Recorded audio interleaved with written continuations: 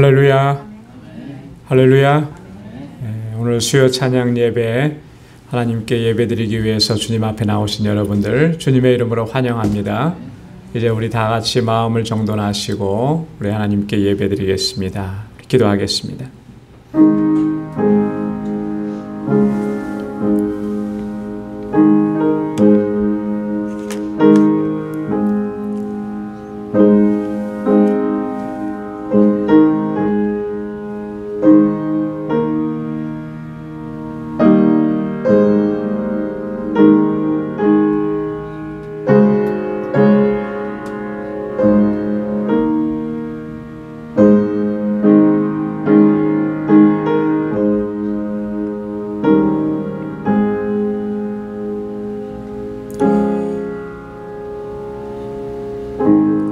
할렐루야. 하늘에서 여호와를 찬양하며 높은 데서 찬양할지어다. 그의 모든 사자여 찬양하며 모든 군대여 찬양할지어다. 해와 달아 찬양하며 광명한 별들아 찬양할지어다. 하늘의 하늘도 찬양하며 하늘 위에 있는 물들도 찬양할지어다. 그것들이 여호와의 이름을 찬양할 것은 저가 명하심의 지음을 받았음이로다. 다 여호와의 이름을 찬양할지어다. 그 이름이 홀로 높으시며 그 영광이 천지에 뛰어나심이로다. 아멘.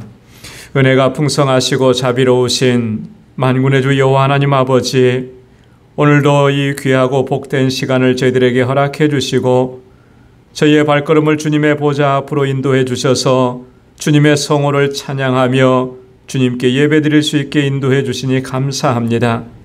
참으로 연약하고 어리석으며 허물이 많은 저희들을 이처럼 불쌍히 여겨주시고 긍휼히 여겨주시고 날마다 은혜의 보좌 앞으로 나오게 하시고 주님의 그 품 안으로 저희들을 품어주심을 감사합니다. 오늘도 우리 가운데 임하시고 놀라우신 은총을 덧입혀 주실 주님을 사모하며 우리 온 마음을 다하여 주님께 예배드리기를 원합니다. 하나님, 성령께서 함께 하시고 우리 마음과 생각을 주장하여 주시고 온전히 주님만을 예배하는 이 한 시간이 되도록 도와 주옵소서. 우리의 예배를 받아 주옵소서. 예수님의 이름으로 기원하옵나이다. 아멘. 사도신경으로 신앙을 고백하겠습니다.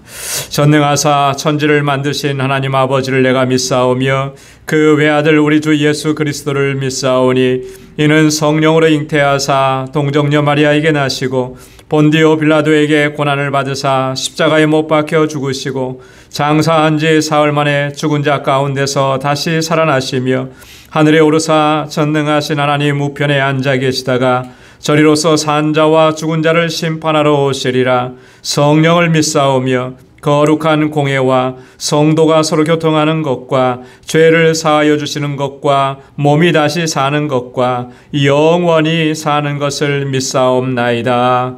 아멘. 우리 찬양으로 하나님께 영광 돌리겠습니다. 나는 예배자입니다. 우리 함께 찬양하겠습니다.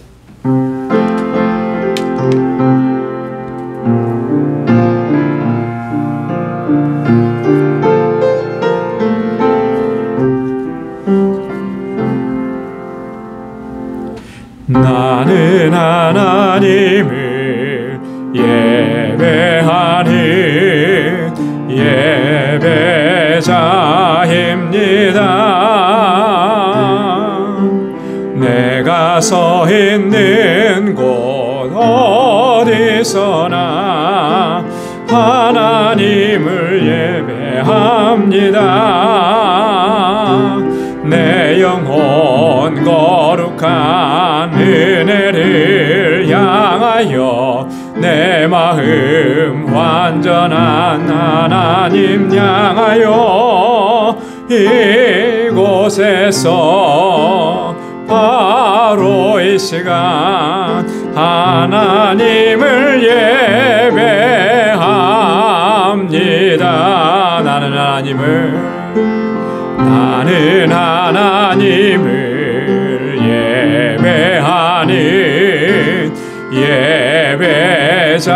예배자입니다. 내가 서 있는 곳, 곳 어디서나 하나님을 예배합니다. 예배합니다.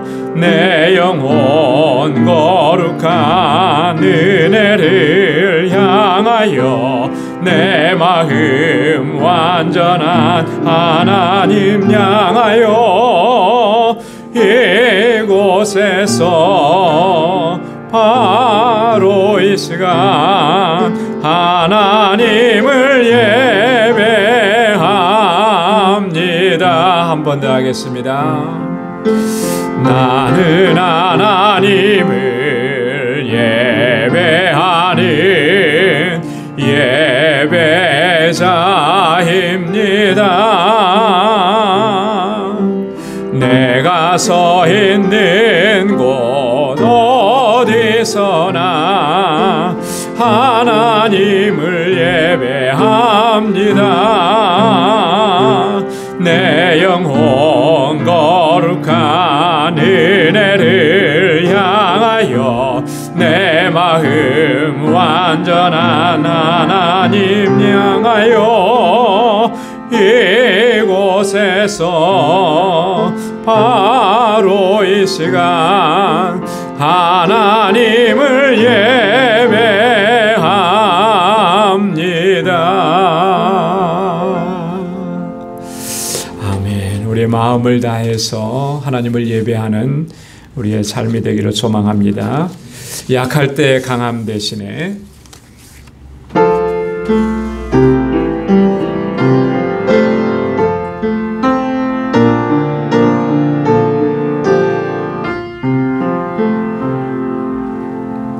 약할 때 강함 대신에 나의 보배가 되신 주 나의 모든 것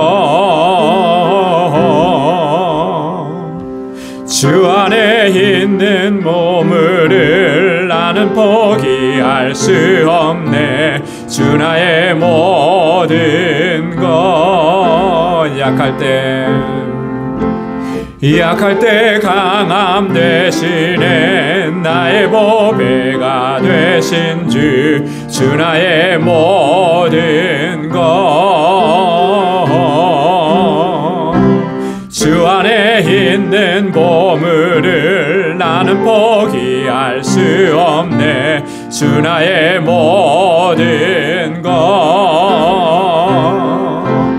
예수 어린 양 존귀한 이름 예수 어린 양 존귀한 이름 약할 때 강함 대신에 나의 보배가 되신 주 나의 모든 것 주 안에 있는 보물을 나는 포기할 수 없네. 주 나의 모든 것 예수 어린 양 존귀한 이름 예수 어린 양 존귀한 이름 십자가 죄사하셨네. 주님의 이름 찬양해. 주 나의 모든 것 쓰러진 나를 세우고 나의 빈잔을 채우네. 주 나의 모든 것 십자가 죄사하셨네. 주님의 이름 찬양해. 주 나의 모든 것 쓰러진 나를 세우고 나의 빈잔을 채우네. 주 나의 모든 것.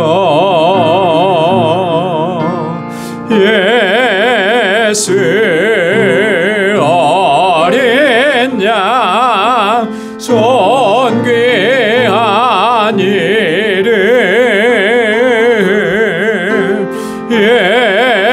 예수 어린 양 존귀한 이름. 예수 어린 양. 예수 어린 양 존귀한 이름. 예수 어린 양 존귀한 이름. 아멘. 우리가 연약하여 쓰러졌을 때에도 주님 우리를 다시 일으켜 세워주시고, 우리의 잔이 비었을 때 하나님께서 은혜의 잔으로 가득히 넘치도록 채워주실 줄로 믿습니다. 우리 예수 사랑하심은 한 장 더 찬양하겠습니다. 예수 사랑하심은 우리 힘차게 찬양하겠습니다.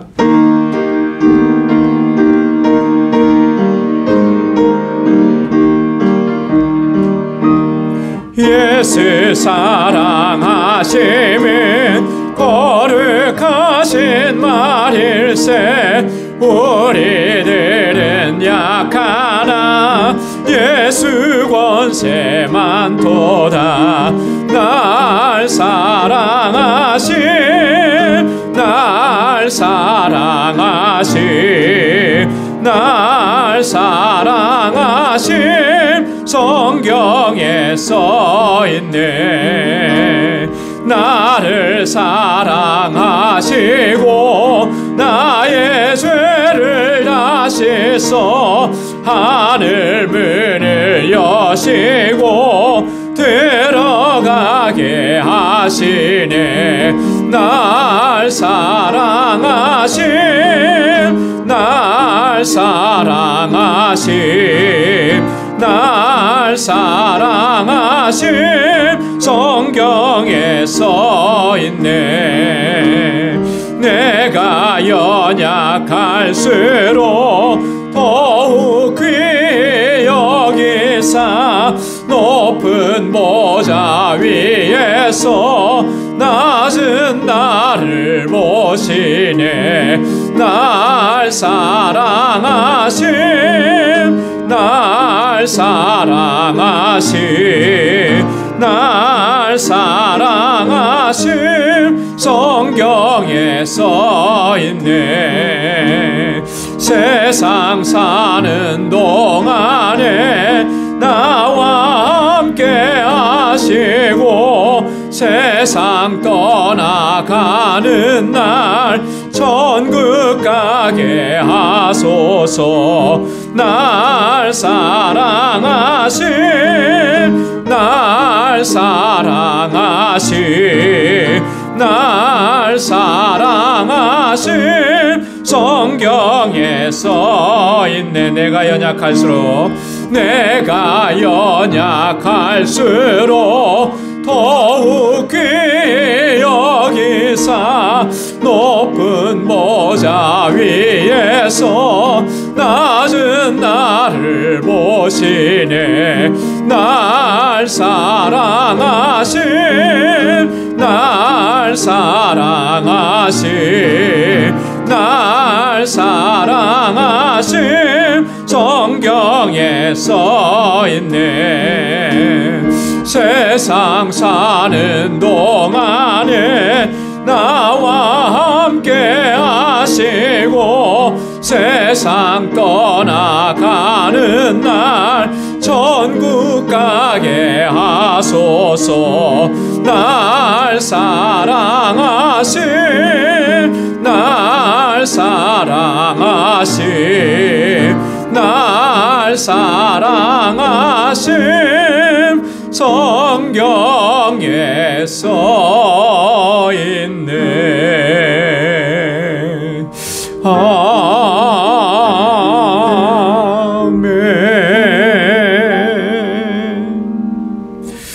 우리 이 시간에 다 같이 우리 찬양의 우리 고백을 기억하면서 하나님의 은혜를 기억하면서 통성으로 함께 기도하겠습니다. 오늘 하나님 앞에 드리는 이 예배가 정말 하나님께서 받으시는 진정한 예배가 되게 하여 주시고 우리 갈급한 심령 가운데 하나님의 은혜로 가득히 채워 주옵소서. 우리 교회를 위해서 기도해 주시고 또 세우신 주의 일꾼들을 위해서 기도해 주시고 이곳에서 자라나는 어린 심령들과 우리 학생들, 우리 청년들을 위해서 기도해 주시고 또 우리 지체들을 위해서 기도할 때 특별히 육신의 연약함과 또 여러 가지 고통과 아픔 속에 있는 우리 지체들 하나님 치료해 주시고 회복시켜 달라고 같이 기도해 주시고 또 세계 곳곳에서 복음을 증거하신 우리 선교사님들 또 우리 정득수 선교사님, 알라메다 방주교회, IT 우리 박창환 선교사님, 김삼천 선교사님 또 그 외에 많은 선교사님들을 위해서 같이 기도해 주시고 오늘 이 시간 주님 앞에 가지고 나온 우리 기도의 제목을 하나님 앞에 간절히 아뢰겠습니다. 다 같이 기도하겠습니다. 하나님 아버지 참 고맙고 감사합니다. 아버지 하나님께서 저희들을 이렇게 사랑하셔서 날마다 주님의 은혜로 주님의 권능의 손길로 붙잡아 주시고 아버지 늘 동행하여 주시고 지켜주시고 인도해 주시니 감사합니다. 오 하나님 아버지 이렇게 다시금 주님 앞에 서서 하나님을 경배하고 찬양하고 예배하게 하심을 또한 감사합니다. 우리가 세상에서 살 때에는 정말 여러 가지 힘들고 어렵고 고통스럽고 고난들로 인하여서 참 지치고 피곤하고 낙심되어 있었지만 이렇게 주님을 예배할 때 주님의 주시는 새 힘을 얻게 하시고 은혜로 충만하게 하시고 성령으로 충만하게 인도해 주시니 감사합니다. 아버지 여전히 우리 안에 연약함이 있고 불순종의 아버지 하나님 죄악된 모습들이 있습니다. 주님 앞에 고백합니다. 주님 이 시간 용서하시고 아버지 하나님 주의 보혈로 깨끗하게 씻어주시고 아버지 하나님 다시 거룩하게 하여 주시고 아버지 하나님께서 받으시기에 합당한 예배를 주님께 올려드릴 수 있도록 도와주옵소서.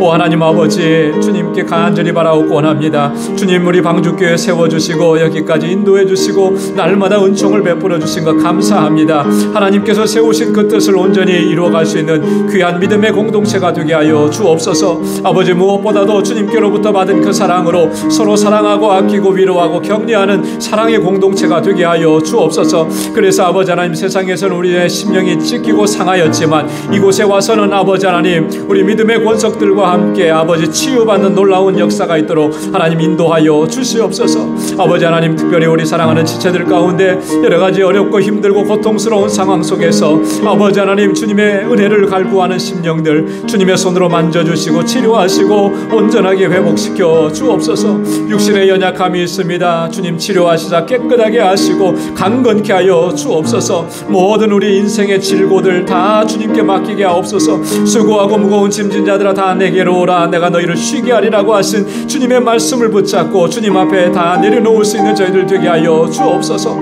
아버지 하나님 우리 방주교회 아버지 모든 권속들 한 사람 한 사람 그 가정마다 하나님의 은혜와 평강을 더하여 주시되 특별히 아버지 하나님 세워주신 주의 귀한 일꾼들 주의 종들을 붙잡아 주시고 아버지 하나님 권능의 손길로 붙잡아 주옵소서. 믿음으로 주님 앞에 충성을 다하게 하시고 아름답게 섬기고 아버지 하나님 주님을 위해 헌신하게 하시며 우리의 지체들을 섬겨갈 때에 정말 아버지 우리 방주교회가 하나님 보시기 아름다운 공동체로 든든하게 서갈 수 있도록 도와주옵소서. 아버지 하나님 이곳에서 자라는 어린 심령들과 학생들 청년들 붙잡아 주시고 저들이 정말 하나님 앞에서 정말 믿음 안에서 잘 자라고 이 세대를 이끌어가는 귀한 일꾼들이 다 될 수 있도록 주님 역사하시고 인도하시며 저의 길을 형통하게 이끌어 주옵소서. 세계 곳곳에 주의 복음을 증거하는 우리 선교사님들 눈동자와 같이 지켜주시고 보호하시며 아버지 이 고난과 환난의 때에도 하나님 주의 복음을 전할 때마다 그곳에 놀라우신 생명의 역사가 일어나도록 주님 주장하시고 인도하여 주옵소서. 우리 알라메다 방주교회 하나님께서 세우셨사오니 귀한 역사 이루어 주시고 우리 정득수 선교사님과 우리 모든 사역자들 위해 권능으로 함께하여 주옵소서. 우리 IT에서 사역하시는 우리 여러 선교사님들 붙잡아 주시고 아버지 하나님 그 위험한 상황 가운데서 주의 복음을 전합니다. 하나님 놀라우신 역사로 함께하시고 아버지 하나님 이 IT가 정말 복음으로 하나가 될 수 있도록 도와주옵소서. 아버지 하나님 세계 곳곳에서 주의 복음 전하는 사랑하는 주의 종들을 붙잡아 주시고 저희의 모든 필요를 다 허락하시고 역사하시고 부족함이 없게 하여 주옵소서. 아버지, 오늘도 주님 앞에 간절하게 간구합니다. 마음의 소원을 아뢰고 기도합니다. 사랑하는 주의 백성들, 주의 자녀들의 부르짖는 그 귀를 아버지 하나님 간절한 간구에 귀를 기울여 주시사 하나님의 선하신 응답을 허락하여 주옵소서. 오늘도 주님의 말씀 앞에 저희들을 세워주셨사오니 우리의 마음밭이 옥토와 같게 하여 주시고 사모하는 그 심령들마다 하나님의 말씀으로 채워주시고 아버지 주님 앞에 새롭게 결단하는 은혜의 시간이 되도록 역사하시고 주장하여 주시옵소서. 모든 것 감사합니다. 예수님의 이름으로 간절히 기도드리옵나이다. 아멘. 아멘.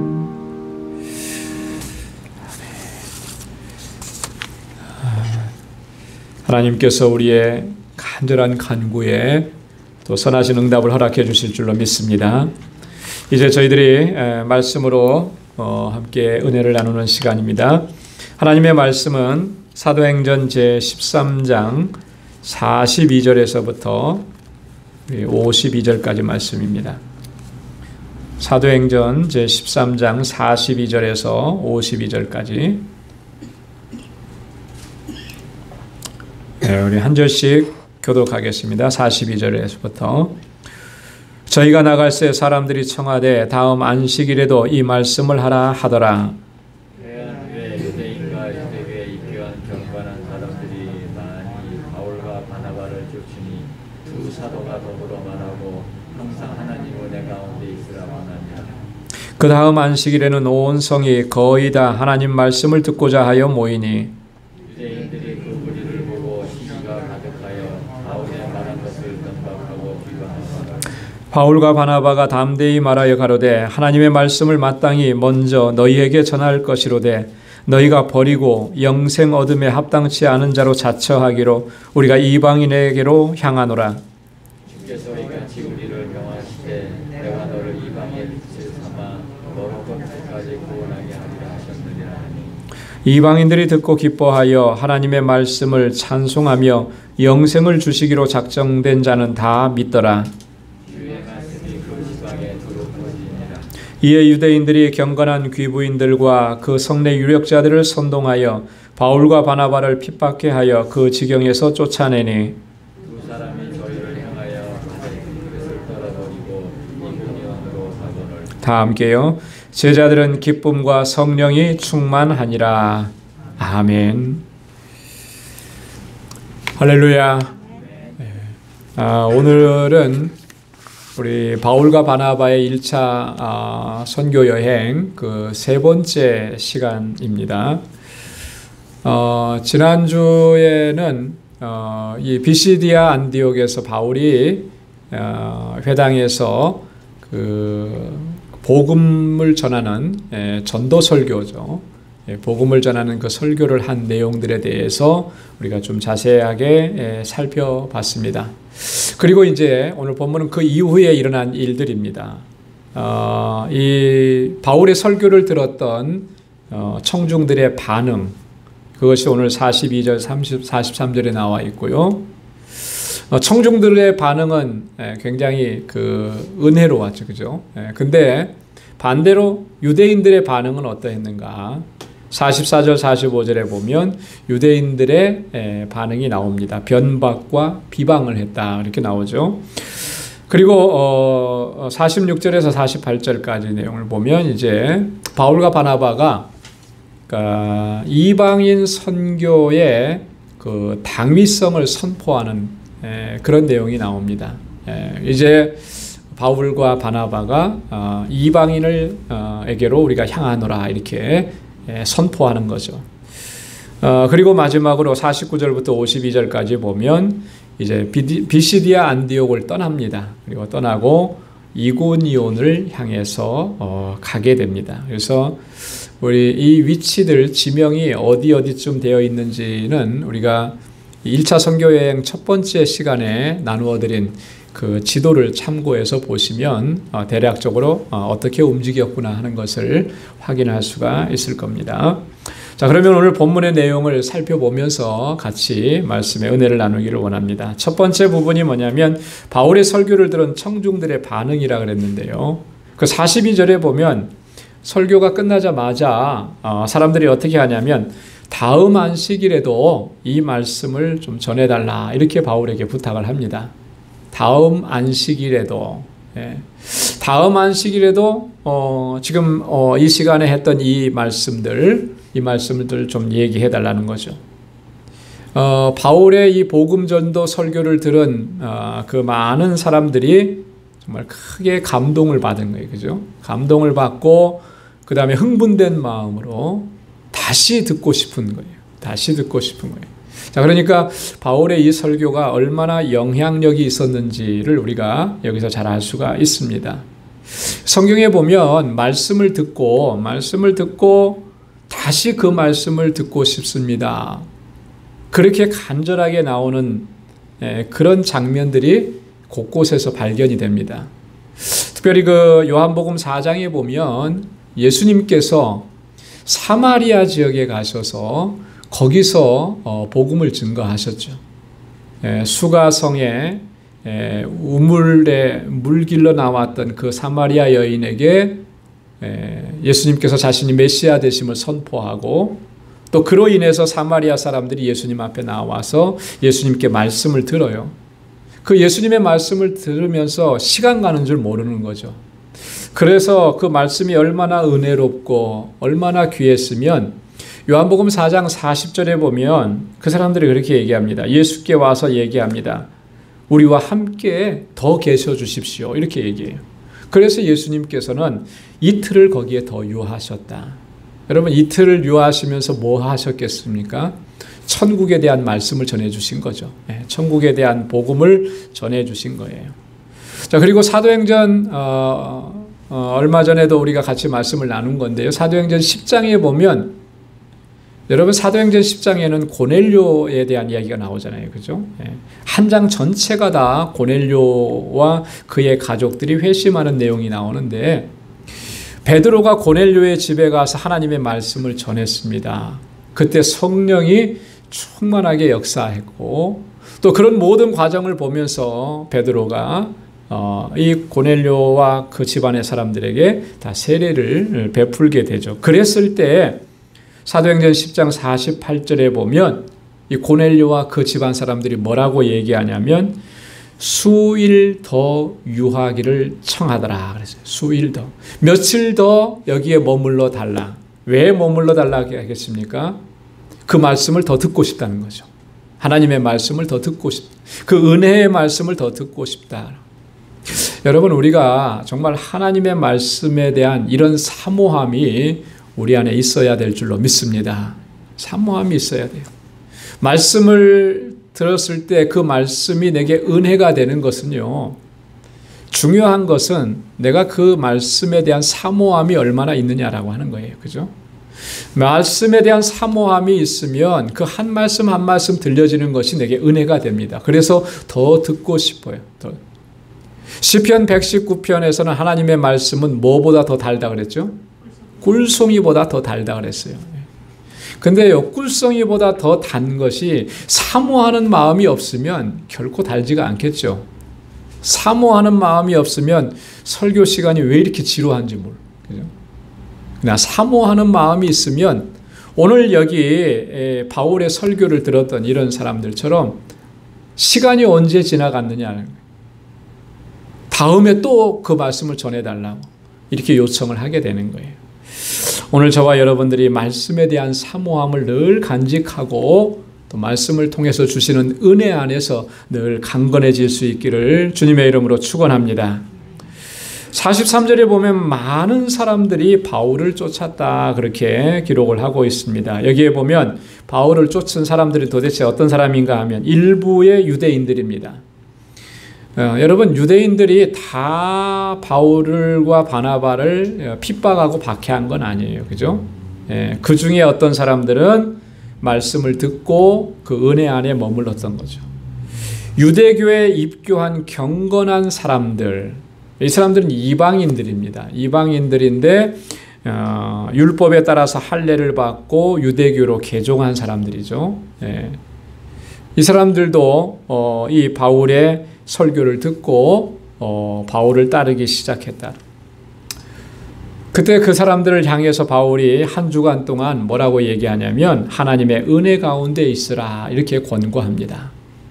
여러분, 은혜 가운데 있으라, 이게 굉장히 중요한 것 같아요. 은혜를 받는 것도 중요한데 그보다 더 중요한 것은 그 은혜를 잘 간직하는 거예요. 그 은혜 안에 머무는 거예요. 여러분, 은혜를 받기는 받았는데 그 은혜를 금방 쏟아버리면 은혜 받은 게 내게 무슨 유익이 있겠어요? 그죠? 그런데 우리가 은혜 받으면 은혜를 쏟아버리게 하는 그런 요소들이 얼마나 많이 일어나는지 모릅니다. 그죠? 예수님께서 씨 뿌리는 비유에서도 농부가 나가서 씨를 뿌리는데 그 씨를 어떻게 해요? 길가에 떨어진 씨앗들은 새들이 와서 먹어버려요. 말씀이 떨어져서 은혜를 받으려고 하는데 그걸 채가 버린다라고. 분명히 하나님께 예배드리면서 내가 은혜 받은 것 같은데 또 내 삶의 현장으로 나아가면서 금방 그 은혜를 까먹어요. 여러분, 그 은혜를 소멸시켜야 마귀는 자기 마음대로 자기 뜻대로 우리를 주장할 수 있기 때문에 어떠한 수단과 방법을 가리지 않고 그 은혜를 소멸시키려고 합니다. 그런 일들이 많이 일어나게 만드는 거예요. 그게 사탄의 전략이라는 것을 우리는 분명히 알아야 되는 것이죠. 그래서 우리가 항상 하나님께서 지금 주신 그 은혜를 간직하고 그 은혜 안에 있기를 늘 우리가 힘써야 하는 것입니다. 그래야만 우리가 승리할 수가 있는 거예요. 그래서 바울이 하나님의 은혜 가운데 있으라 그렇게 권고합니다. 여러분, 저와 여러분들의 삶이 늘 은혜 안에서 강건한 삶이 될 수 있기를 주님의 이름으로 축원합니다. 44절에서 45절까지 보면 유대인들은 반대예요. 그죠? 유대인들은 반대로 이 바울과 바나바를, 특히 바울을 변박하고 비방합니다. 자, 44절에 보면은 다음 안식일이 되었을 때 어떤 현상이 일어났습니까? 놀라운 일이 일어났죠. 온 성이 거의 다 모였다 그랬어요. 조금 과장된 표현 같기도 하죠. 과장된 표현은 아닌 것 같아요. 온 성이 다 모였어요. 다 모여서 바울의 설교를 이 온 성이 거의 다 모였다라고 하는 것은 이 바울의 설교가 굉장히 영향력이 있었다는 것이고요. 여러분, 그렇죠. 내가 어디 가서 좋은 이야기를 듣고 좋은 소식을 들으면 어떻게 합니까? 여러분들은 주변에 그래도 가까운 사람한테는 이 얘기 하잖아요. 그죠? 어저께 갔더니 바울이라고 하는 분이 이 얘기를 해주고 뭐 설교를 하는데 너무너무 은혜가 되더라. 너무너무 좋은 얘기더라. 같이 한번 듣자. 이렇게 하는 거예요. 그렇게 해서 주변에 있는 사람들에게 전해진 것. 그리고 한 주간의 그 시간이 지나갔잖아요. 그죠? 한 주간의 시간이 지나갔는데 그동안에 이곳에서 바울과 바나바가 또 이 한 주간 동안 얼마나 최선을 다해서 복음을 전하고 전도했겠느냐라고 하는 것을 우리가 여기서 알 수가 있는 거죠. 그래서 온 성이 거의 다 모여든 것입니다. 왜 모여들었는가? 하나님 말씀 듣기 위해서예요. 하나님 말씀 듣기. 다른 거 아니죠.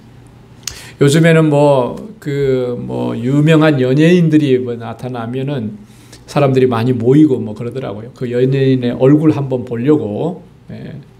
저도 몇 해 전에 맨하탄에 한번 나간 적이 있었는데 타임스퀘어 쪽에 갔는데요. 사람들이 너무너무 많아가지고 움직이지를 못하겠는 거예요. 왜 그런가 봤더니 연예인이라는 거예요. 저는 연예인인데 미국 연예인들 잘 모르니까 누군지를 모르겠어요. 근데 딱 모습은 연예인 같아요. 왜냐하면 한국의 연예인들 보면은 밴에 다 해갖고 사람들 와서 타고 내리고 막 그렇게 하잖아요. 거기에 사람들이 다 모여 있는 거예요. 세상 사람들은 세상에서 유명하다는 사람들, 그런 사람들이 있는 곳에 그렇게 모여듭니다. 그러나 하나님의 사람들은, 말씀의 은혜 받은 사람들은 하나님의 말씀이 있는 곳을 향해서 오는 거예요. 오늘 지금 이 자리에 모인 사람들은 그 말씀의 은혜를 받았기 때문에 그 하나님의 말씀을 들으려고 그 자리에 모여들었다라고 하는 것이죠. 그렇게 많이 모여들어요. 여러분, 하나님의 말씀이 제대로 선포되어지고 증거되어지면 그것에 놀라운 하나님의 역사가 일어나게 되는 줄로 믿습니다. 우리가 복음을 증거할 때, 여러분 복음을 전한다고 할 때, 전도한다고 할 때 가장 중요한 핵심적인 게 뭐냐면 하나님의 말씀을 전하는 거예요. 하나님의 말씀. 하나님의 말씀을 전해야만, 그래야만 그 하나님의 말씀이 역사하는 놀라운 구원의 역사가 나타나게 되는 거죠. 회심의 역사가 나타나. 하나님의 말씀이 전해지지 않으면, 그러면 어떠한 회심의 역사도 일어날 수가 없습니다. 왜냐하면 말씀이 사람을 변화시키고, 말씀이 사람을 감동시키고, 말씀이 회개의 역사를 일으키기 때문에 그런 거예요. 그래서 히브리서 4장 12절에도 보면 하나님의 말씀은 살았고 운동력이 있어 좌우의 날선 어떤 검보다도 예리하여 혼과 영과 및 관절과 골수를 찔러 쪼개기까지 하며 또 마음의 생각과 뜻을 감찰하나니. 여러분, 설교자가 설교를 잘했기 때문에, 그랬기 때문에 그 사람이 변화되고, 또 그리고 그 사람이 주님 앞에 나아오고 회심하게 되고 이러는 것 같지만요, 설교자는 하나님의 말씀을 전달하는 도구일 뿐이에요. 하나님의 말씀이 전해졌기 때문에 변화가 일어나는 거예요. 분명하게 우리가 하나님의 말씀을 전달하기 위해서 설교자는 도구일 뿐입니다. 그래서 설교자는 하나님의 말씀을 제대로 분명하게 확실하게 증거해야 되는 거예요. 그랬을 때 하나님의 말씀이 그 심령 가운데 들어가면, 오늘 히브리서 4장 12절의 말씀처럼 하나님의 말씀은 어떻다 그랬습니까? 살았고 운동력이 있다. 하나님의 말씀은 살아있는 말씀이에요. 좌우의 날선 어떤 검보다도 예리하다 그랬습니다. 혼과 영과 및 관절과 골수를 찔러 쪼개기까지 한다 그랬어요. 우리의 심령 깊은 곳을 찔러 쪼개는 것입니다. 그 뭐가 하느냐? 말씀이 하는 거예요. 말씀. 하나님의 말씀이. 그래서 우리가 전도할 때 우리 교회는 이게 좋으니까 와봐라, 사람들이 좋으니까 와봐라. 사실 그거 물론 그렇게 해서 사람을 오게 할 수는 있겠죠. 그러나 본질적으로 그 심령을 변화시키는 것은 하나님의 말씀이 들어가야 된다라고. 자, 그렇다면 우리가 어떻게 해야 되겠습니까? 우리가 먼저 말씀 안에 거하는 사람이 되어야 되는 거죠. 그죠? 내가 말씀에 지배를 당하고 내가 말씀에 완전히 붙잡혀 있어야만, 그래야만 나를 통해서 말씀이 나가게 되는 거예요. 하나님의 말씀이죠. 나는 하나님의 말씀에 사로잡혀 있지 않은데 어떻게 나를 통해서 하나님의 말씀을 대언하고 증거할 수가 있겠습니까? 달달달달 외워서 그 말씀을 전하는 거? 물론 그렇게 할 수 있죠. 외워서 전하는 거 할 수 있습니다. 그러나 과연 그 속에 생명의 역사가 일어나겠느냐?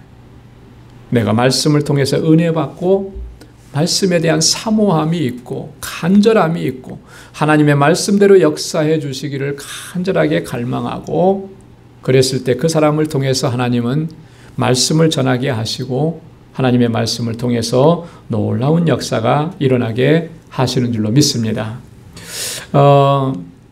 온 성에 거의 사람들이 다 모인 것을 보고 유대인들의 반응이 45절에 어떻게 나오냐면 시기가 가득했다고 그랬어요. 시기.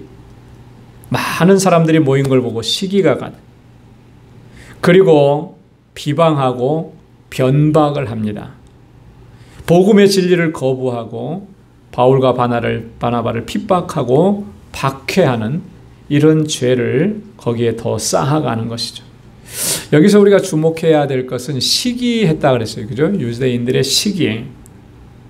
여러분, 이 시기와 질투, 이거 정말 우리가 경계해야 될 그런 부분들입니다.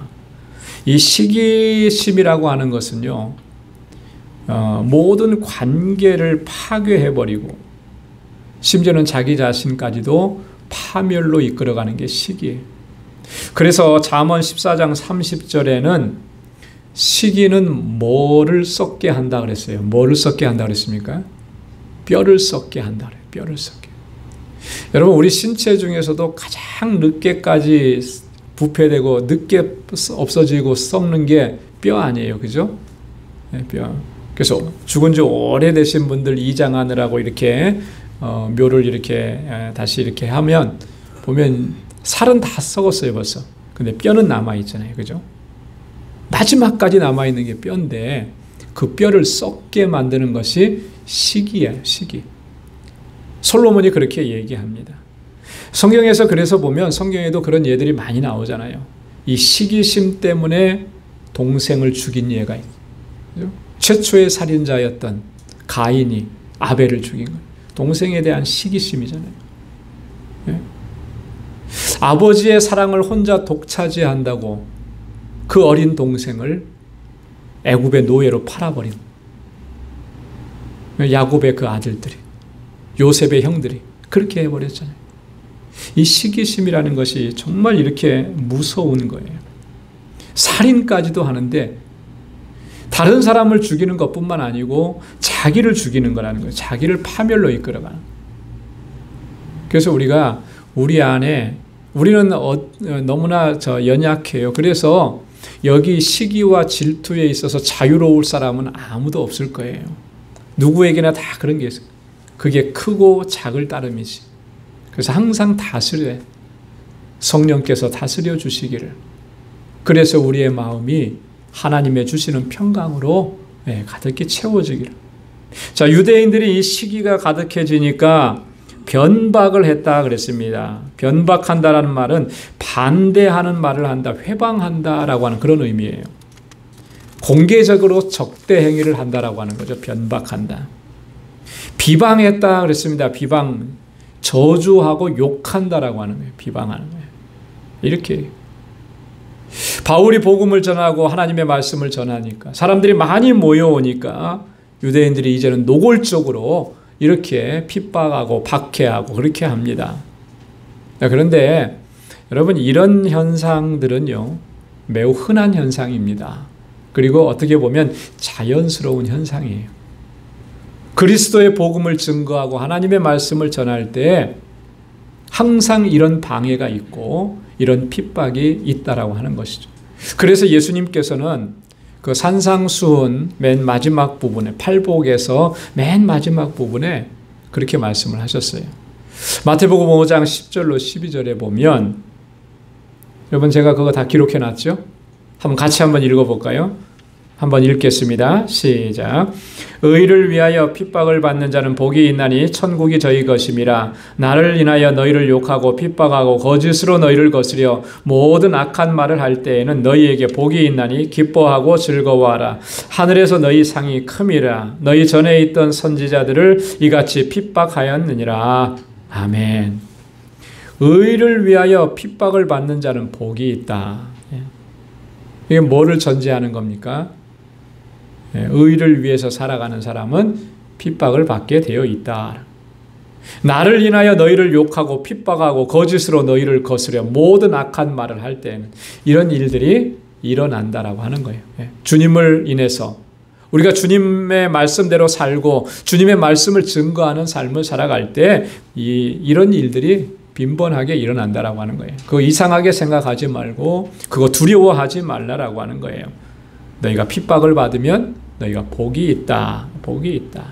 그러니 기뻐하고 즐거워하라. 뒤에도 나오지만은 바울과 바나바는요, 이렇게 핍박을 받으면 받을수록 더 기뻐하고 더 즐거워하고 더 힘을 내서 복음을 증거했다라고 하는 것입니다. 자, 유대인들이 이렇게 핍박을 하니까 46절에서 48절에 이제는 바울과 바나바가 발길을 돌립니다. 이방인 선교의 당위성을 선포하면서 우리가 이제는 이방인에게로 향하노라. 복음을 전했는데, 생명의 복음을 전했는데 그걸 받아들이지 않고 거부하는 것뿐만 아니라 핍박하고 비방하고 박해하니까 이제는 그 길에서 돌아서게 됩니다. 46절에 보면 우리가 이방인에게로 향한다. 하나님의 말씀을 마땅히 먼저 너희에게, 유대인들을 너희에게 전할 것이지만 너희가 그것을 거부했다라고 하는 거죠. 여러분, 바울에게 있어서 선교 원칙이 있다 그랬습니다. 전에도 한번 말씀을 드렸는데요. 바울은 복음을 전하는 가는 곳마다 복음을 전할 때 주로 어디에서 많이 전했냐면 회당에서 많이 전했어요. 여러분, 회당에서는 물론 회당은 사람들이 많이 모이는 곳이니까 회당에서 전한 것도 있고요. 또 하나는 회당은 누가 모이는 곳입니까? 유대인들이 모이는 곳이잖아요. 그죠? 예, 유대인들이 모이는 곳이에요. 그렇기 때문에 거기에서 하나님의 말씀을 전합니다. 천국 복음을 전하고 예수 그리스도의 복음을 전해요. 먼저 유대인들에게 복음을 전해요. 자, 그런데 유대인들은 거의 대부분이, 몇몇 사람들은 복음을 받아들이지만 거의 대부분이 오늘 본문에서처럼 이 비시디아 안디옥 사람들처럼 바울을 핍박하고 박해하는 거예요. 자, 그래서 그 다음에 바울은 그 다음에 이방인들을 향해서 나아가게 되는 거죠. 자, 근데 여기서 바울이 그렇게 얘기합니다. 너희가 버리고 영생 얻음에 합당치 않은 자로 자처하기로. 너희가 복음을 전했는데 너희가 복음을 버리고 하나님의 말씀을 버리고 영생 얻음에 합당치 않는 그런 사람으로 너희가 스스로가 그 길을 택했다는 거예요. 그래서 이제 떠나간다 이렇게 얘기하는 거죠. 유대인들이 완악하고 악의적으로 구원의 복음을 거부했기 때문에 이제는 떠나간다라고 하는 거예요. 어느 정도로 완악했는가? 50절 말씀을 보면요, 어느 정도인지를 자세하게 설명합니다. 이에 유대인들이 경건한 귀부인들과 그 성내 유력자들을 선동하여 바울과 바나바를 핍박해 하여 그 지경에서 쫓아내니. 유대인들이 그렇게 한 거예요. 지금 경건한 귀부인들과 그 성내 유력자들을 선동하여 정치적으로 힘 있는 사람들을 선동한 거죠. 여기서 말하는 경건한 유대인이라고 경건한 귀부인이라고 하는 것은요, 이런 사람입니다. 당시에 유대교로 개종한 사람들이 있었다 그랬는데, 유대교로 개종한 이방인들 가운데 고위층에 있었던 그런 사람의 부인들을 얘기하는 거예요. 이 사람들은 상당한 실력을 가지고 있었고 권력을 행사했던 사람. 이 사람들을 선동을 해서 바울과 바나바를 어떻게 해요? 핍박하게 했던 거예요.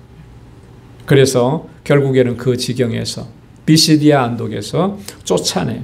자, 이렇게 했기 때문에 스스로가 영생 얻음에 합당치 않은 자라 이렇게 자처했기 때문에 결국은 그들이 생명의 복음을 받지 못하고 바울과 바나바가 떠나가게 되는 거죠. 자, 그런데 사실은 이 이방인 선교는 그 당위성이 어디에 있느냐면 주님의 명령에 있습니다. 단지 유대인들이 복음을 받아들이지 않았기 때문에 이방인을 향해서 간 것이 아니고 하나님께서 바울과 바나바를 본래적으로 이방인에게 복음을 전하도록 부르셨고 그렇게 세우셨고 보내셨다라고 하는 거예요. 그래서 47절에 그렇게 얘기합니다. 주께서 이같이 우리를 명하시되 내가 너를 이방의 빛을 삼아 너로 땅끝까지 구원하게 하리라 하셨느니라. 하나님께서 바울을 택하신 것 이방의 빛으로 삼으셨다. 땅끝까지 복음을 전하게 하고 구원하게 하셨다라고 하는 것을 이야기하는 겁니다. 바울은 항상 자신이 이방인의 사도로 부름을 받았다라고 하는 것을 늘 생각하고 있었고, 그래서 이방인의 지역 땅끝을 향해서 나아가서 복음을 증거하기를 힘썼던 것이죠. 사도행전 9장 15절에 보면 하나님께서 바울이 사울이었을 때 그때 하나님께서 사울을 부르시는 장면 속에 보면 빛 가운데 나타나신 주님께서 음성을 들려주셨고 또 부활하신 주님의 음성을 들었던 이 사울이 눈이 멀게 되죠. 이 사울에게 하나님의 말씀을 전하라고 아나니아라고 하는 주의 제자에게 임하셨습니다. 그래서 이 아나니아에게 주시는 말씀이 사도행전 9장 15절이에요. 그러면서 이 바울이 어떤 일을 감당하게 될 것인지 그걸 설명해 주죠. 주께서 가라사대 이 사람은 내 이름을 이방인과 임금들과 이스라엘 자손들 앞에 전하기 위하여 택한 나의 그릇이라. 하나님께서 그렇게 말씀합니다. 이 사람은 누구냐면 바울을 얘기하는 거죠. 바울. 내 이름을, 예수 그리스도의 이름을 누구에게? 이방인들에게, 임금들에게 증거하기 위해서 택한 나의 그릇이다. 아나니아라고 하는 제자에게 주님께서 그렇게 말씀을 해주신 거예요. 바울도 그걸 분명하게 인식하고 있었고요. 그래서 갈라디아서 2장 8절에 보면 베드로에게 역사하사 그를 할례자의 사도로 삼으시니가 또한 내게 역사하사, 내게는 바울이에요. 그죠? 내게 역사하사 나를 이방인에게 사도로 삼으셨느니라. 이방인에게 복음을 전거하는 사도로 나를 삼아주셨다. 이렇게 선포하죠. 자, 그런데 여기서 우리가 좀 주목해야 될 또 하나의 말씀은 48절에 보면 영생을 주시기로 작정된 자가 다 믿었더라. 굉장히 중요한 말씀입니다. 영생을 주시기로 작정된 자는 다 믿었다. 하나님의 선택과 하나님의 예정에 대한 그런 말씀이에요. 그 하나님의 선택과 예정에 의해서 하나님의 택함을 받은 사람들은 하나님의 말씀이 전해졌을 때 믿음으로 반응하면서 나오게 된다. 여러분, 하나님의 택하심이라고 하는 것이 이 주권적인 역사입니다. 하나님의 주권적인 역사예요. 우리가 뭐 대단하고 뭐가 잘났고 하나님 보시기에 좀 기뻐하실 만한 모습이 있어서 택한 것이 아니고, 하나님의 택하심은 언제부터 이루어진 하나님의 계획이냐면 에베소서 1장 4절 5절에 보면 창세 전에 그리스도 안에서 우리를 택하셨다. 그리고 우리를 예정하셨다라고 하는. 또 로마서 8장 9절에 보면 우리를 미리 아시고 미리 정하셨다. 그렇게 말씀을 합니다. 예지 예정에 대한 말씀. 그리고 우리를 구원하셔서 또 영화롭게 하신다는 구원의 완성을 향해서 이루어 가신다. 하나님의 이 예정과 하나님의 선택, 그로 인해서 우리가 이런 하나님의 은혜를 입었다라고 하는 거예요. 자, 그런데 하나님의 예정과 선택은 사실은 비밀에 붙여두신 거예요. 비밀에 붙여. 여러분, 누가 하나님의 택하심을 받았는지 알 수 없게 하신 거예요. 예수 그리스도의 복음을 받아들이고 믿음으로 반응한 사람들은 내가 하나님의 택하심을 입은 자녀구나 깨닫게 되는 거예요. 그죠? 그러나 다른 사람을 향해서 봤을 때 저 사람은 하나님의 택하심을 받은 사람이 아니야. 이렇게 판단할 수 없게 하셨다라. 이게 하나님의 비밀이고 하나님의 신비라고 하는 거예요. 하나님의 택하심은, 하나님의 예정하심은 어떻게 드러나게 되느냐 하면 복음이 증거되어지고 하나님의 말씀이 전해져서 그 복음의 하나님의 말씀에 반응하고 나올 때, 그때 하나님의 택하심을 받은 자구나 드러나게 된다라고 하는 거예요. 오늘 지금 이 순간에 복음에 대해서, 말씀에 대해서 반응하지 않았다고 해서 저 사람은 하나님의 택함을 받은 사람이 아닌가 봐, 그렇게 판단할 수 없게 하셨다라고 하는 거예요. 이게 하나님의 신비예요. 자, 여러분, 만약에 그거를 지금 알게 하셨다면 어떤 현상이 일어나겠습니까? 복음을 전하지 않을 겁니다. 한번 전해놓고, 그죠? 한번 전했는데 저 사람이 안 받아들여? 그러면 하나님이 택한 사람이 아닌가 보나, 포기야. 그렇게 하지 못하도록 하신 거예요. 자, 예수님께서 십자가에 달려 돌아가실 때 보십시오. 정말 극적으로 마지막에 구원받은 사람이 있습니다. 누구죠? 오른편 강도예요. 그죠? 그 사람처럼 극적으로 구원받은 사람은 없어요. 여러분, 오른편 강도가 십자가에 달려 죽는 그 순간까지 그 강도를 바라보면서 저 강도가 천국에 갈 수 있을 것이라고 생각한 사람 누가 있었겠어요? 아무도 그렇게 생각하지 못해요. 저가 잘못했고 범죄했기 때문에 그렇게 십자가에 달려 죽게 되는 거예요. 근데 하나님께서는 그도 구원하시는 거예요. 하나님의 구원 계획 속에 있는 거예요. 그렇기 때문에 예수님께서 그를 향해서 내가 오늘 나와 함께 낙원에 있으리라 말씀을 해준 거예요. 그러니까 하나님의 이 구원하심은 아무도 알 수가 없는 거죠. 전적으로 하나님의 주권 속에 있기 때문에. 그래서 우리는 그것을 전적인 은혜라 이렇게 얘기하는 거예요. 전적인 은혜라. 은혜. 오늘 저와 여러분들이 이렇게 하나님의 자녀가 된 거, 하나님의 예정하심 속에 있고 하나님의 택하심 속에 있는데, 그렇게 나를 예정하시고 택해 주신 거, 이거 전적인 은혜입니다. 그래서 그 은혜에 늘 감사하고 또 은혜 안에서 살아가는 저와 여러분들이 될 수 있기를 주님의 이름으로 축원합니다. 자, 그래서 49절에서 51절까지 이제 바울과 바나바가 핍박을 받고요. 성내에서 쫓겨나고 비시디아 안디옥을 떠납니다. 그리고 이고니온을 향해서 나아갑니다. 여러분, 이고니온은 이 비시디아 안디옥에서 동남쪽으로 약 120km 정도 떨어진, 120km 정도면은 한 2시간, 요즘 거리도 차로 한 거의 뭐 1시간 반, 2시간 거리 정도 되는 거죠. 짧지 않은 그런 거리입니다. 이제 그 이고니온을 향해서 나아가게 되는데, 자, 여기 보십시오. 복음을 거부한 사람들을 향해서는 바울이 아주 단호합니다. 어떻게 하냐면 51절에 그 발에 티끌을 떨어버렸다 그랬습니다. 티끌을 떨어. 발에 묻은 티끌까지도 떨어버렸다. 여러분, 이 예수님의 말씀에 보면 마태복음 10장 14절에 이렇게 말씀했습니다. 복음을 거부하는 자들에 향해서 주님이 뭐라고 하시냐면 누구든지 너희를 영접도 아니하고 너희 말을 듣지도 아니하거든 그 집이나 성에서 나가 너희 발에 먼지를 떨어버리라. 그곳을 떠나서 다른 곳을 향해서 나아가라. 이렇게 말씀을 해준 거죠. 그 말씀을 따라서 바울과 바나바도 지금 그렇게 하고 있다라고 하는 거예요. 비록 바울과 바나바는 이 비시디아 안디옥을 떠나지만 유대인들의 핍박과 박해를 받아서 그곳을 떠나가지만 여기 보면은 그곳에서 제자가 된 사람들은 기쁨으로 충만했다라고, 성령으로 충만해졌다라고 하는 겁니다. 여러분, 나에게 복음을 증거해 준 사람들이 저렇게 핍박과 박해를 받고 떠나가게 된다면 무슨 생각이 들겠습니까? 두려움이 올 수도 있어요. 그죠?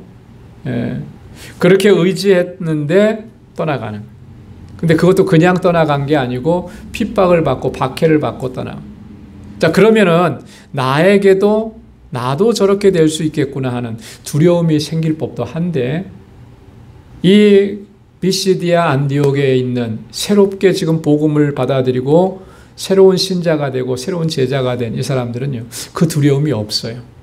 기쁨과 성령으로 충만해졌다 그랬습니다.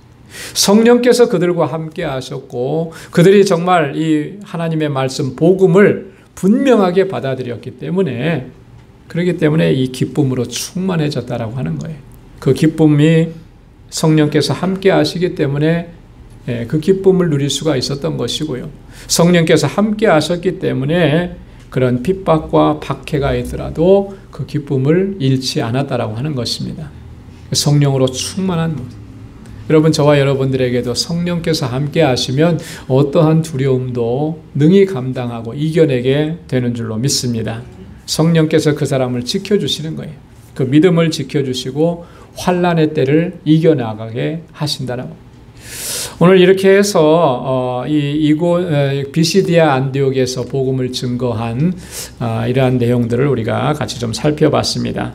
오늘 이 본문의 말씀을 통해서 우리 간단하게 결론적으로 말씀을 좀 생각해 보면, 여러분, 복음을 증거하는 일에는 오늘 바울과 바나바가 겪었던 것처럼 이렇게 핍박과 박해가 있을 수 있다라고 하는 거예요. 아니, 있어요. 항상 있습니다. 하지만 두려워하거나 염려할 필요가 없다라고 하는 거죠. 복음을 증거하는 일은 주님의 명령입니다. 근데 주님의 명령을 내리실 때에 그 명령에 기꺼이 순종하는 하나님의 백성들은 주님께서 지켜주시고 끝까지 인도해 주신다라고. 그래서 마태복음 28장 20절에 주님 약속해 주셨잖아요. 세상 끝날까지 내가 너희와 함께 하리라. 세상이 끝나는 날까지 주님 우리와 함께 하신다고 약속. 여러분, 이 복음은, 또 복음을 전하는 자는, 말씀에 사로잡혀 있는 자는 어떠한 상황 속에서도 하나님께서 주시는 기쁨과 그 평강을 잃지 않는 거예요. 성령께서 우리를 그렇게 지켜주시고 함께 하시기 때문에. 그래서 말씀 안에 거하고 복음을 증거하기 위해서 늘 힘쓰고 또 그렇게 주님의 주시는 사명을 감당할 때 하나님께서는 우리 안에서 역사하셔서 평강으로 지켜주시고 기쁨을 잃지 않게 하시고 어떤 환난과 고난을 만난다 할지라도 능히 감당하고 이겨낼 수 있도록 인도해 주시는 줄로 믿습니다. 그래서 우리의 일평생의 삶이 주님의 복음을 증거하는 삶이고 또 주님의 능력을 체험하는 그런 귀하고 복된 삶이 될 수 있기를 주님의 이름으로 축원합니다. 기도하겠습니다.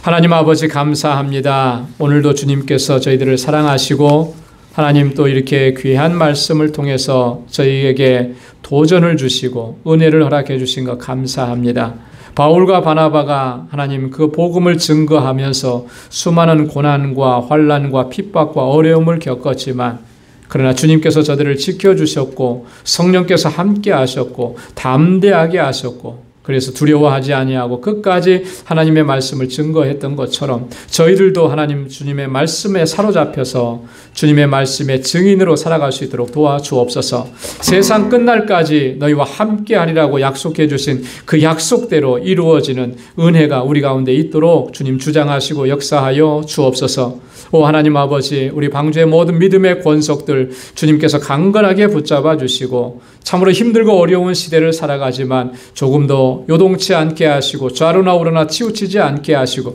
흔들리지 않게 하시고 주님의 주시는 담대함으로 나아가서 승리하는 삶이 되도록 인도해 주옵소서. 이제는 우리 주 예수 그리스도의 무한하신 은혜와 하나님 아버지의 크고 놀라우신 사랑과 성령의 위로 교통 충만하심의 역사가 말씀에 의지하여서 주님께서 주신 사명을 또 잘 감당하고 하나님의 영광을 위해서 살아가기로 결단하는 우리 방주의 모든 믿음의 권속들과 저들의 가정과 직장, 생업의 터전과 학업 위에 이제로부터 영원까지 함께 하시기를 간절히 축원하옵나이다. 아멘.